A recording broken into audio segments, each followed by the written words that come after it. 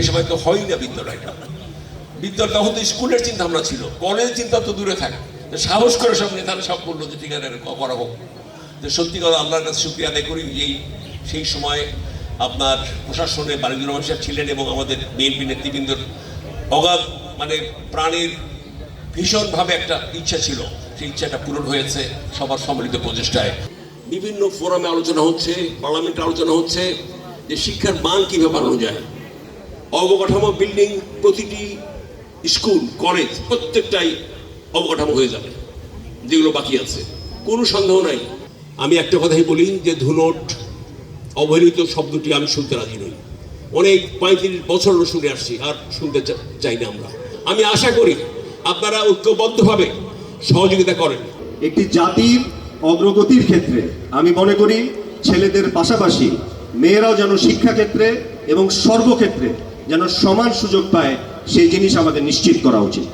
আমাদের অত্র প্রতিষ্ঠানে একটি নতুন ভবন উদ্বোধন করেছেন আমাদের সম্মানিত মাননীয় সংসদ সদস্য মহোদয়।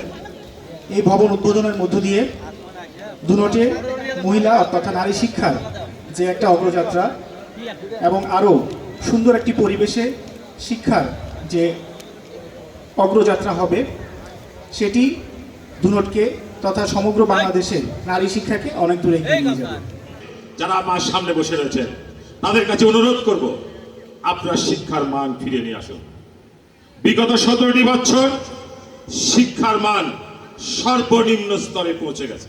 সম্মানিত প্রধান অতিথি তার গুরুত্বপূর্ণ অবদান এখানে রয়েছেন।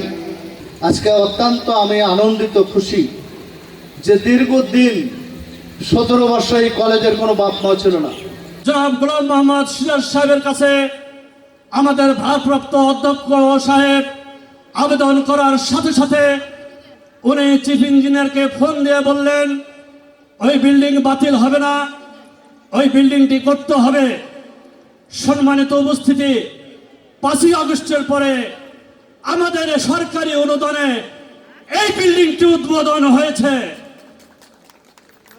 এটা শুধু আমাদের জন্য নতুন ভবন নয়, এটা আমাদের আশা আকাঙ্ক্ষার প্রতীক।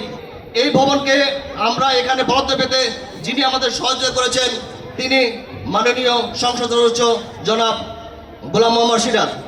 কলেজ উচ্চ শিক্ষায় ডিগ্রিতে রূপান্তরের বিভিন্ন সময় সিরাজ ভাই বিভিন্নভাবে এই কলেজকে প্রতিষ্ঠিত করেছেন এবং বিভিন্নভাবে সহযোগিতার মাধ্যমে ধুনটে একমাত্র নারী উচ্চ শিক্ষা প্রতিষ্ঠান এগিয়ে যাচ্ছিল।